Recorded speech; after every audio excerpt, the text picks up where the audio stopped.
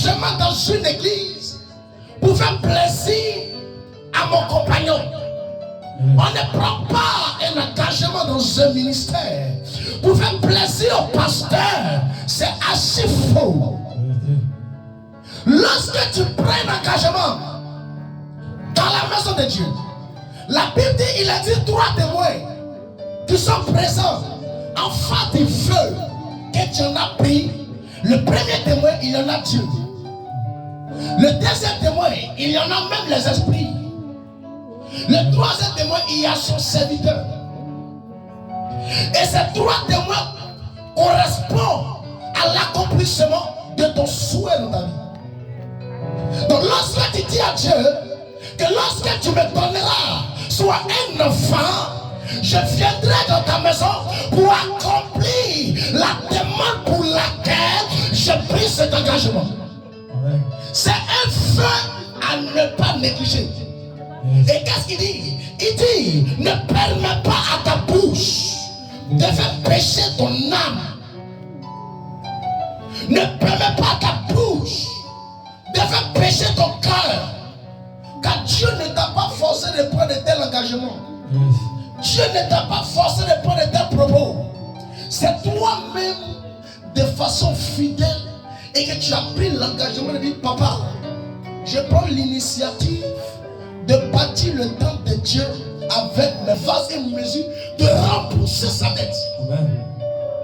Et regardez quelque chose, quand il finit de rembourser, ce qui me plaît, on appelle bonus. Ça veut dire qu'il donne ce que même tu n'as pas demandé à tes enfants. C'est pourquoi il a dit à Salomon, Salomon a fait un vœu, il dit quoi? Il dit, j'ai suivi les principes et la coutume de ton serviteur, mon père David. Et je suis venu, pourquoi? Pour bâtir le temple qui est à demeure.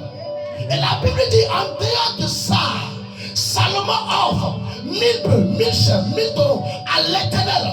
Et en dehors de ça, toutes les poteaux du temple étaient faites en or. Et la Bible nous dit, le pourquoi Salomon a posé de tels engagements, c'était pour l'intelligence et la sagesse. Mais la Bible nous dit, quand Dieu arrivait, Dieu dit, c'est pas, attends, c'est à cause d'intelligence et sagesse tu prends de tels engagements. Mais moi, je te donne bonus. Je vais même ôter la vie de tes ennemis. Voici le bonus de Dieu. Qui comprend? Mais regardez, ceux qui prennent l'engagement et puis le respectent, regardez ce qui va les arriver. Prends le deuxième. Regardez ce qui va les arriver.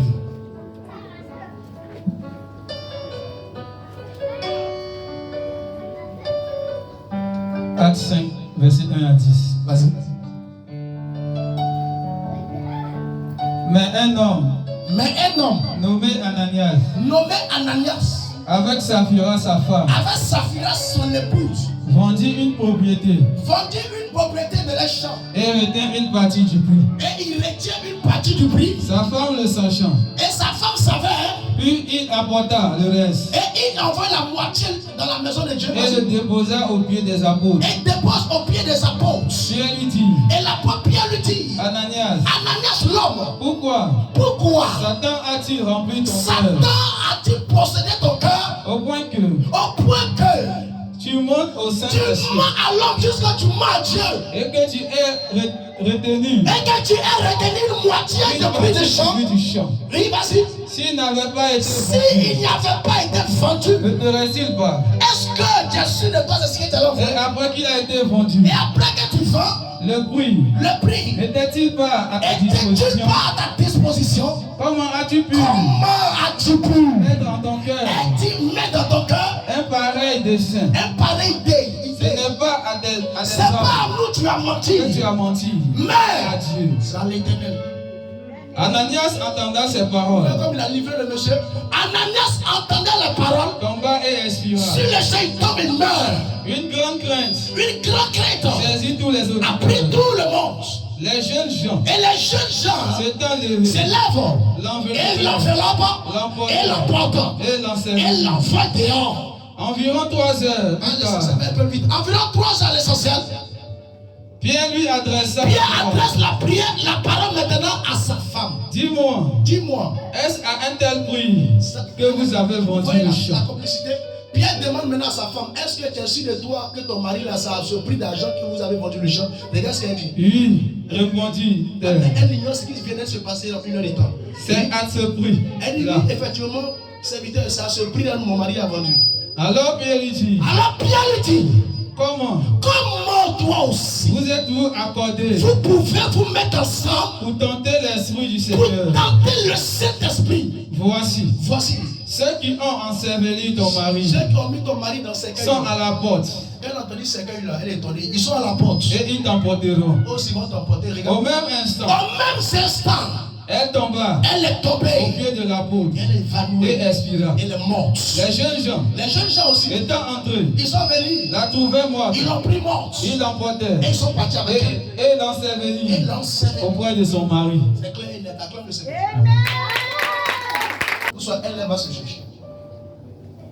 Tu ne vas jamais voir en allant enterrer quelqu'un et puis on est assis sur la tombe jusqu'à un mois. Ou une semaine, un jour. Jamais. Même si c'est ton frère, même si c'est ton ami, même si c'est ton épouse, c'est ton enfant, tu as dit que si Dieu donne le BPC ou le bac, tu vas chanter. Amen. Donc Dieu t'a donné, tu fais quoi? Je chante. Tu as dit si Dieu te donne soit un enfantement, tu vas le servir durant toute ta vie. Dieu t'a donné, tu fais quoi? Je le sais. Amen. Tu as dit si Dieu donne le travail, tu vas donner la moitié de ton salaire à Dieu. Il t'a donné, tu fais quoi? Je donne la moitié. C'est comme ça, c'est ce qui est logique. Parce que Dieu t'a pas invité à cet hôtel pour venir parler. Amen. Il t'a pas invité, c'est toi-même qui es venu. Avec un bon courage pour dire Seigneur, si tu me donnes ça, je fais ça. Yes. Si tu me guéris, je fais ça. Yes. Mais combien de fois Dieu accomplit et combien de fois des personnes n'accomplissent pas? Dieu n'est pas le sauvage dans l'histoire. Dieu n'est pas le sauvage dans l'histoire. Mais c'est où on a plus notre intérêt, c'est là-bas où on investit plus notre cœur.